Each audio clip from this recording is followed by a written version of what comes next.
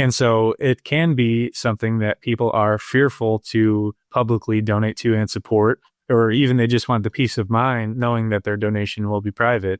And so they use us to help gifts like that go through. Step into the world of success with your brand amplified, the ultimate podcast designed to unravel the intricacies of thriving businesses.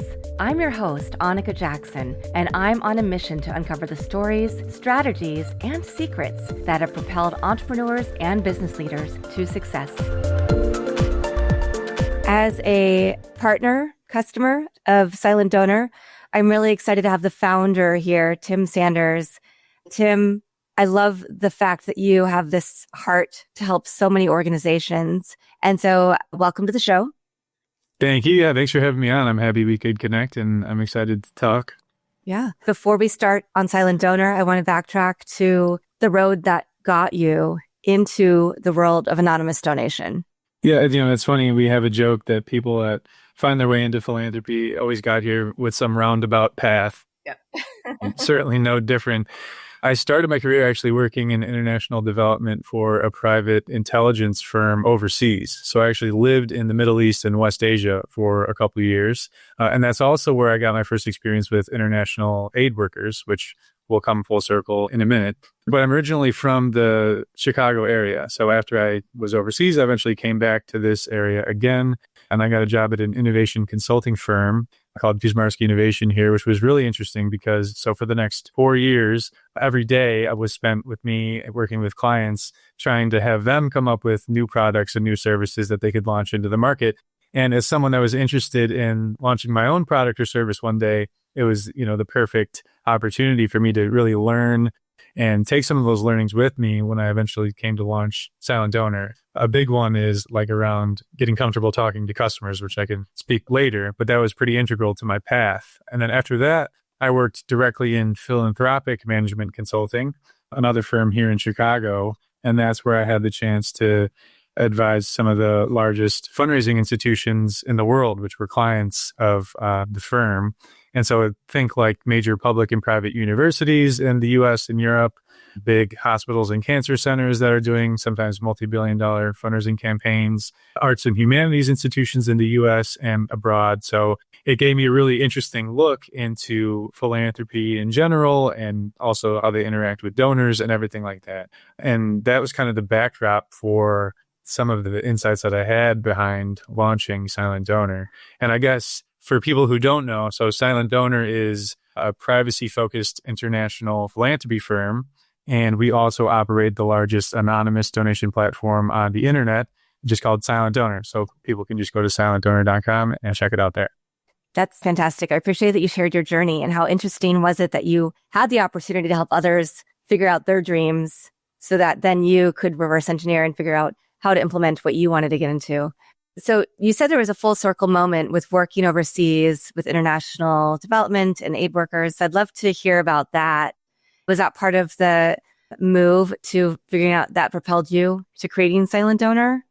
Yeah, a little bit, because it's different to read about things that are going on in the world versus actually going over to that part of the world and seeing it yourself, or seeing people that live in a way that you have only just read about, more or less. And so it did have an impact in deciding from the beginning of Silent Donor, I wanted it to have an international reach. And very quickly on into the company's lifespan, we actually opened an office in Europe.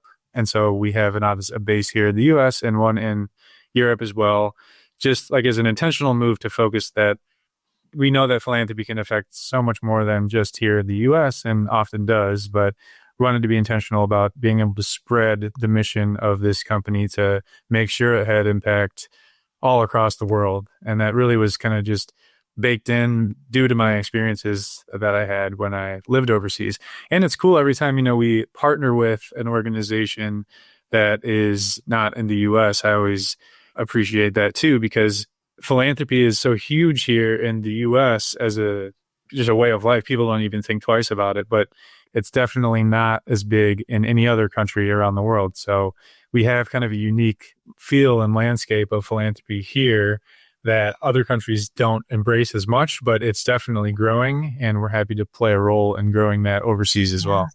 Yeah. What did you see fundamentally about the world of philanthropy, donors, that made you go, there's a better solution for people? Yeah, it came from a few different avenues, I would say. So first, just me personally as a donor, I had given a small donation for part of like a wedding gift for somebody. I was like a 20-year-old, so I was not giving a lot of money, but I didn't like how I was getting emails like every week, and I was getting a mail sent to my house on the back of this one donation.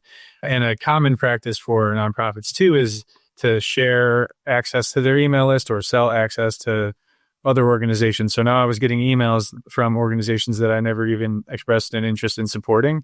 And so I was just kind of put off by that for a little bit. And I did some research and I found that the Better Business Bureau had like a whole page dedicated to helping people get off of charity email lists. So I knew it was like a frustration that other people were having.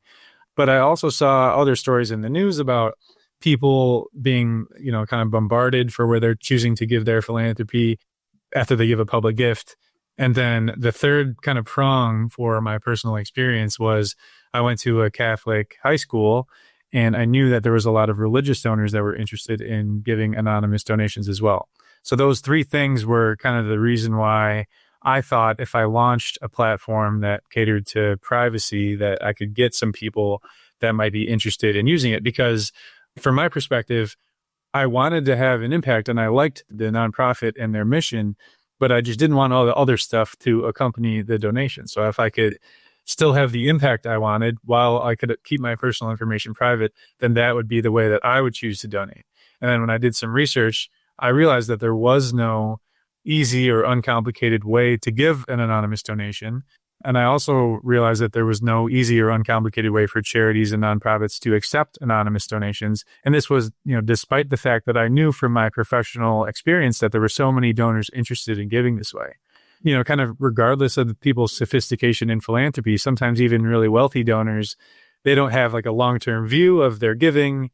And so when things come up in the news or they just get an idea of they want to donate and they want to donate privately, they can simply use our infrastructure to make the gift instead of them having to have their own family foundation set up or maybe a donor advised fund. If they don't already have one set up, then they could just use us to accomplish their philanthropic giving privately. But essentially, I thought that there was no way to give that appealed to the more modern internet age donors, people that are taking all sorts of steps to protect their privacy anyway, as it relates to their online lives. And I thought it was crazy that no one had not built this already.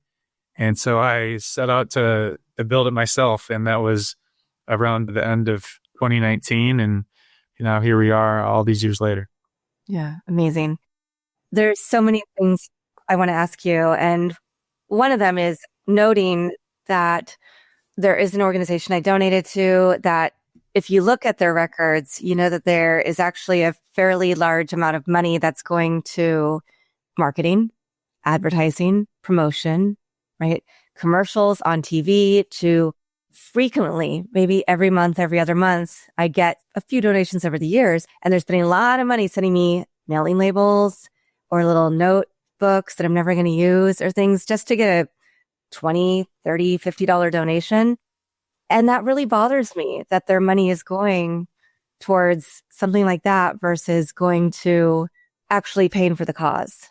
Yeah. And I made a post about this on LinkedIn that got a lot of traffic because maybe I wasn't so tactful about saying it, but I think it is true that especially for younger donors who have never given a mail-in gift in their life and, they only give online more or less, I feel like it makes no sense for these nonprofits to waste their resources sending a ton of mail to their homes. I think the organizations think that perhaps they could become a multi-channel donor. Maybe they'll eventually give a gift in the mail. And obviously some people do give in the mail, otherwise they wouldn't send it at all. But I think they should try to just help themselves a little bit, maybe run some analytics. If after 10 months I haven't responded to any of their mail, maybe take me off of that list. I'm sure I could always get put back on, but it is almost impossible to get taken off those lists once you're on them, as evidenced Better Business Bureau trying to help these consumers make that same thing. But I'm in a very similar boat to you. So I try to be a little more tactful when I criticize what they're doing, because obviously they're trying their best to raise money. But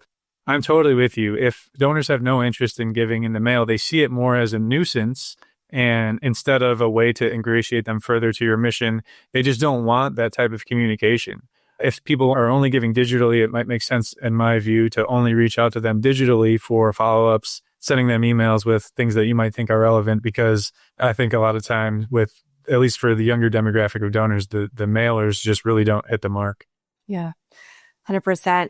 How hard was Yeah. it to stand up your platform to actually, figure out exactly what the roadmap would look like, the user experience, onboarding donors, and then getting your message out? Yeah, it was difficult. It took longer than I thought. So that's always a message that I give to prospective entrepreneurs out there, to give yourself a little bit more time than you might think that it'll take. Because also I wanted to control the experience of donors through the entire process. And that meant we had to create our own charitable fund here in the US and our own charitable fund in other jurisdictions around the world, so that we could really protect the process the whole way through, instead of leveraging something like a big donor advised fund provider that already exists, because then the experience goes out of our hands and into theirs. So it took a while, especially because around COVID times is when I applied for our tax deductible status. So it took 9 or 10 months for the IRS to even get back to us. But after that, it's been driven in part also by just the choices of donors looking for a solution like this. It's funny how many people just find us on Google because they're kind of desperate for a solution for sending a donation to a place that they like and would like to support, but at the same time, they don't want to get all the deluge of mail and emails and stuff that might accompany those gifts. And so they found us in a lot of cases. But another thing that we do is we partner with a lot of different charities and nonprofits all over the world, so that they can offer to their donors an easy anonymous donation option just right from their own websites. And, we have these partnerships with a lot of different organizations in the US, for instance.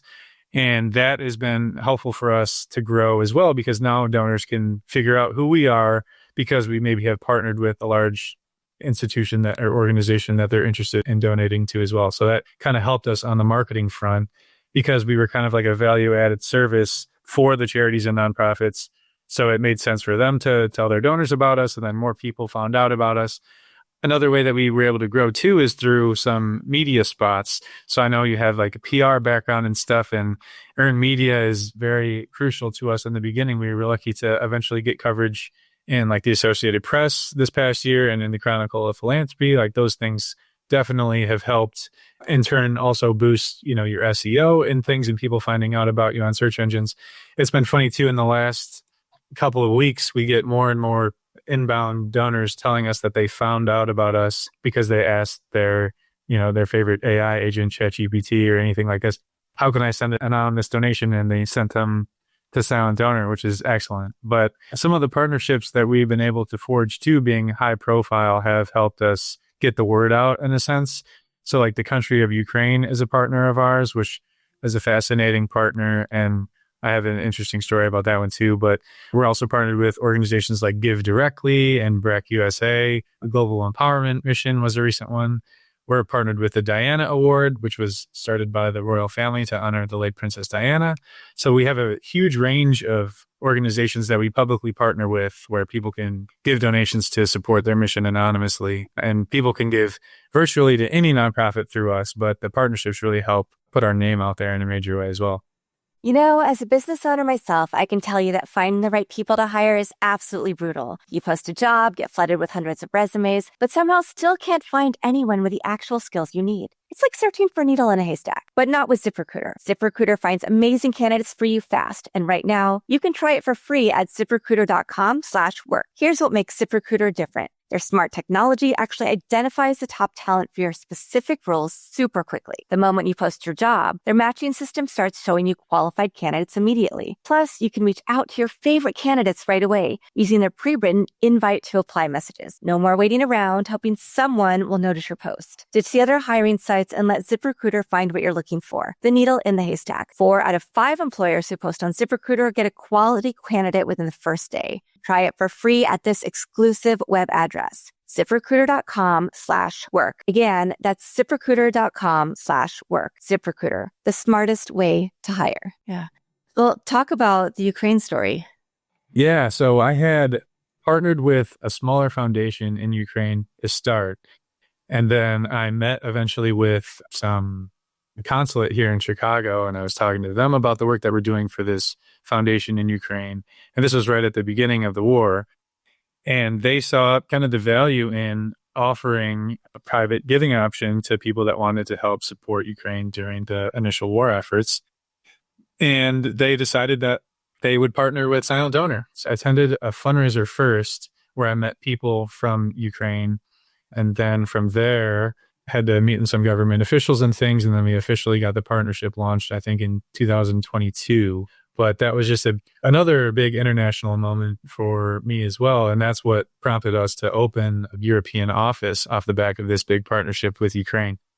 And then I got the chance to travel to Ukraine for a private presidential summit on fundraising as they found themselves, trying to fund another year of the war and all the humanitarian efforts that needed to take place. And so I went to the capital city 2 years ago at this point. And yeah, it was a pretty crazy and surreal journey.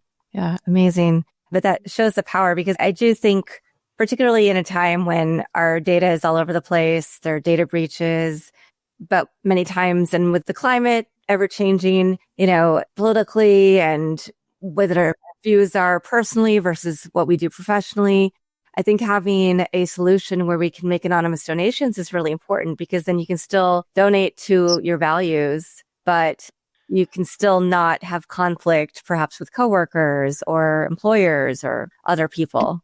100%. And I think it's extremely timely too to have this conversation with you on your platform off the back of so many nonprofits have lost federal funding that they thought that they were getting over the past few months with the USAID funding freeze and all that. So there are definitely big gaps right now for these nonprofits to fill, and they're trying to be savvy in different ways that they're navigating and how they can perhaps broaden their donor base or get more people in to give that maybe weren't giving before, or present new, novel, or different ways around fundraising techniques and things. But, charities and nonprofits, at least only in the US, not even counting other countries, raises north of $500 billion every single year is sent to charities. It's a huge amount, but I still think that they aren't doing a very good job of appealing to privacy conscious donors the way that we appeal to them, because there wasn't an easy solution that existed before us.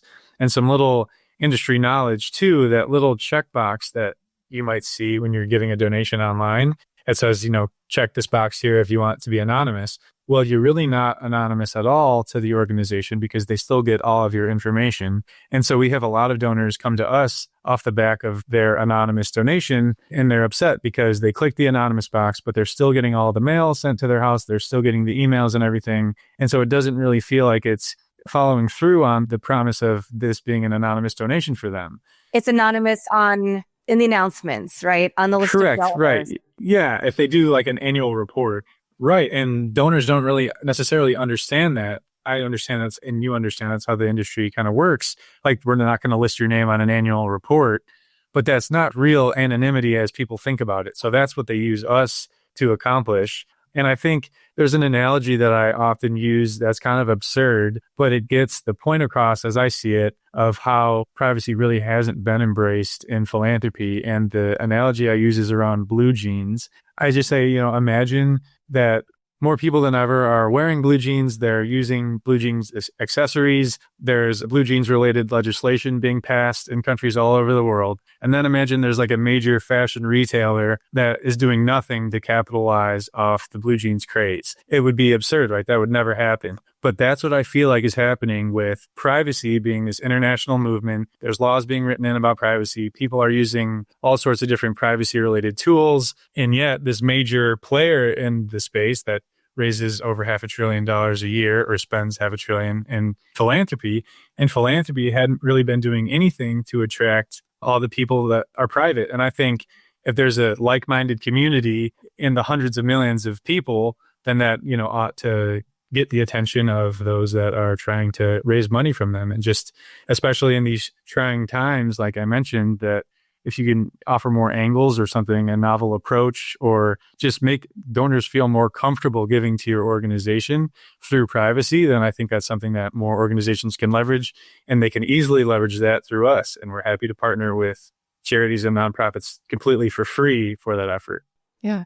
Well, let's talk a little bit more about that, because before we jumped on, you said this summer has been much busier than you anticipated, because this usually is a slower cycle for donors. Usually, I mean, I think we operate more on a school, cycle many times. So part of it, I'm sure, is because of all of the funding from the federal government that's been cut. What are some other reasons, and what are the upticks that you've seen? Yeah, I think a huge reason was the federal funding cuts made so publicly. That got a lot of people interested in donating. What's been interesting too, we've seen a big surge in international donors actually stepping up. So that, say, a USAID program that worked in some region of the world, in Asia, for instance, now is no longer getting the funding that it once had. We've seen private donors step up in those countries to support those initiatives on their own, but they want to be anonymous for whatever reasons that they have. And so they've been able to give those through us. Again, going back to the fact that we're lucky we have that international presence where we can help these donors, mostly through our European office, but still able to have an impact there. So I think just the freeze in funding being so big, and for nonprofits being so open about the fact that their funding has been slashed to a level that they hadn't anticipated, I think that's been helpful in getting people to realize that now is the time to step up. And it's being covered on the news all the time as well. And I think that really opened a lot of donors' eyes. So I think there's been some big moves. Otherwise, yeah, to your point, philanthropy a lot of times is just the fourth quarter of the year, more or less, or back to school, especially for, education-focused nonprofits. But it's always nice to see people react. But some people say, reaction it's not as good to have donors that just react to what happens in the news. You'd rather have them ingratiated throughout the whole process. But we exist to also help donors. So like if there's fires in California, for instance, and donors want to step up to give anonymously, they can do it easily through us. Like I mentioned before, even if they don't have any other, donor advised fund or some kind of apparatus set up for them to give, they could just hop on, send sometimes large donation through us quickly and easily, and, accomplish their giving. Even though it is in response to something, I think that doesn't, cheapen the gift at all. And I'm happy to help these donors embrace it. On our website, we have an ongoing list that we update every once in a while of when an organization receives a donation that's the largest donation in their organization's history. We include it on the list. So we have the donation amount, the institution, and how old the institution is, just to show that every donation on the list is within the last 3 or 4 years. But it's a way that you could just scroll through this list. There's like 60 something entries at this point, and just visibly see the impact of anonymous donors and what they're having in philanthropy. And the list covers huge donations to, the usual suspects like universities, but there's also like zoos on there. There's treatment centers, there's hospitals, there's everything that's included. It's just another interesting way that I try to get people to think differently about how they should embrace privacy with their giving. Yeah. I want to hear a little bit more about, how much money has flown through the hands of silent donor to organizations, just a ballpark even. So we keep a lot of our information private because we're a privacy-focused firm. But one thing that we do say, so we've helped thousands of donors from over 30 countries across the world send millions of dollars to charities in the U.S. and abroad. And I mean, just like 12 days ago, we received an anonymous $300,000 donation. And last year, so when the Chronicle of Philanthropy wrote a story about us, the story was kind of centered around an anonymous $500,000 donation that someone had given to this tiny school in Pennsylvania. And I always use that as an example of saying, you never know who is out there that might want to support your organization, but doesn't want any of the accolades or doesn't want the building named after them, which this person definitely could have accomplished if they would have given through traditional means. But it just kind of, opens people's eyes to the fact that there are donors out there that are willing to give large gifts, but don't want any of the publicity that accompanies it. And one of the interesting findings of Silent Donor too is that wealthy donors will use Silent Donor because they don't want other nonprofits in the area to all go and knock on their door and say, oh, we do similar work. We saw that you gave $10 million to XYZ charity, will you also donate to us? And then now the wealthy donor's in an awkward position of having to have a lot of these conversations and say no, because, you know, they can't give to everywhere. And then if they do give to somewhere else, sometimes people compare the two gifts and say, oh, they must like this organization better than that one. And it just is a whole lot of unwelcome attention off the back of what should be, you know, a really celebrated public nice gift. And so they're using us for that. But the impact has definitely been large, and it's been global in scope. So we're really happy to report that. Now, we've talked a lot about how you help the nonprofits, how you help connect the donors. But what about the nonprofits themselves? Because it's not enough, as I know, right? Just to put the fact that we're partners with Silent Donor on a website. There are other things that nonprofits still need to do to make sure people know that that's an option.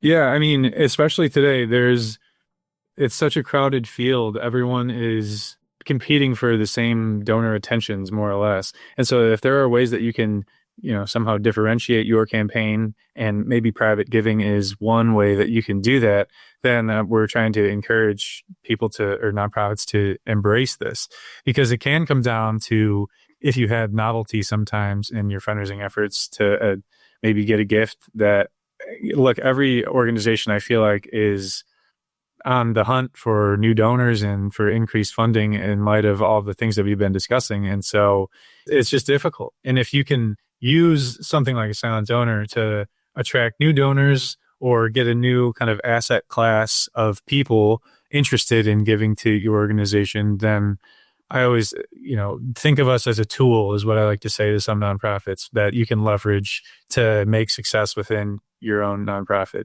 or just reinvigorate your current donor base. So for every donation receipt that we send out, it comes with a survey link.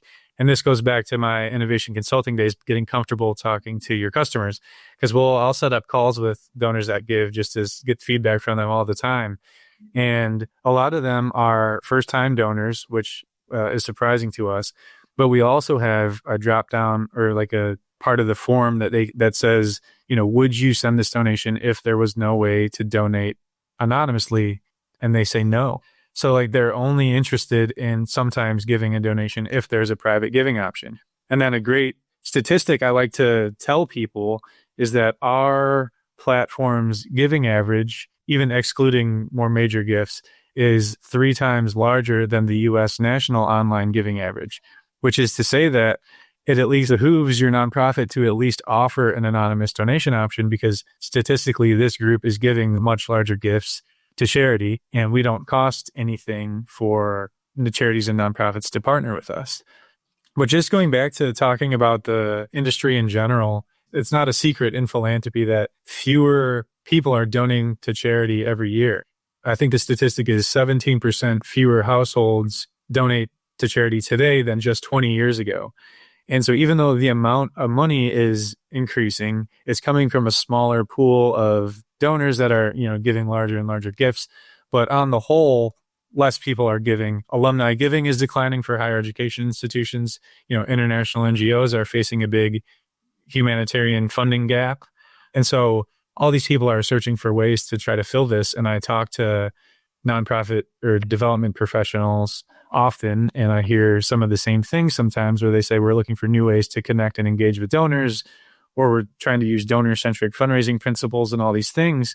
And I just tell them, you know, if all of that is true, then you might want to, you know, really embrace privacy as just one of the levers that you can pull to get more people interested to try to fill some of these gaps. Because if you're noticing fewer people are giving every year while this privacy movement is taking off, it might, you know, it's the old Wayne Gretzky quote of try to skate to where the puck is going, right? Meet with the donors where they're at truly, and offer them a way to give that might make them more comfortable giving. Now, you have obviously worked with overseas teams. You worked overseas. How hard was it to create a secondary office in Europe and have, you know, be running 2 different countries' operations? Yeah, well, we chose the Netherlands because the ease of doing business there is really great. So that was much easier than I think a lot of other European countries. So really happy with our decision to go to the Netherlands. And since I'm in Chicago, there's a direct flight to Amsterdam. So that's very nice as well. It is different though, culturally, like I mentioned kind of towards the beginning of the call, where philanthropy just isn't as embedded in the culture in, most countries outside of the US and the world. But sometimes it's easier for us to connect with donors themselves than it is institutions over there. And so donors are looking for a solution and they find us, and then we have conversations and go from that way. But another way that we connect with donors too, that I forgot to mention, is we partner with some wealth advisory firms in the US and in Europe, so that when, just as a value added service, also free. So if they have a client that comes to them that expresses an interest in accomplishing some philanthropic goal privately, they can introduce us to them, and then we can take the relationship from there and help them give, to wherever they'd like privately. But another more grave reason that people use silent donor that wasn't initially anticipated by me, and is more of a focus of our international donor base sometimes, is that they use us to protect the basic human right to privacy when they're donating. So sometimes anonymity is like sought out by these donors that are living in areas of the world where they kind of fear persecution or backlash from those people in positions of power after they give a donation, because where they're giving might be seen as going against those that are in the positions of power. An example I give sometimes is, so we partnered with the Malala Fund, and they are championing for education for women and girls, which includes in the Middle East. And obviously, Malala herself was shot by the Taliban over standing up for education for women. And so it can be something that people are fearful to publicly donate to and support, or even they just want the peace of mind knowing that their donation will be private. And so they use us to help gifts like that go through. And there's a bunch of different examples. In fact, there's an example of US-based 501c3 called Razum, which helps Ukraine, but it's based in the States, and they had a donor make national headlines because she gave a $51 donation to help their cause.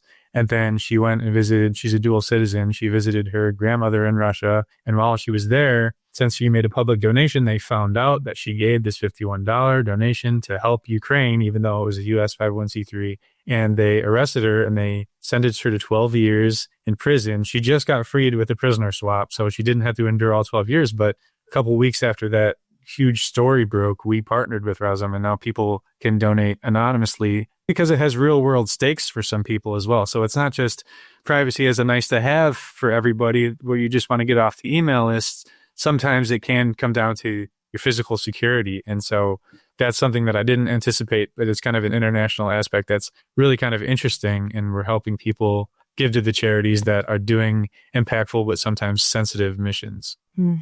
Yeah, I see that becoming something that just is increasingly more and more important given all the changes every single day in the political ecosystem. Yeah. And I mean, too, so it's like, I just encourage people to think about billions of people are downloading the privacy messaging apps like Signal and Telegram. I think over 1 billion people every day now use VPNs to protect their like web surfing and everything and their browser activity. 100 million plus users every month are using privacy-focused search engines like DuckDuckGo or the browsers like Brave and things.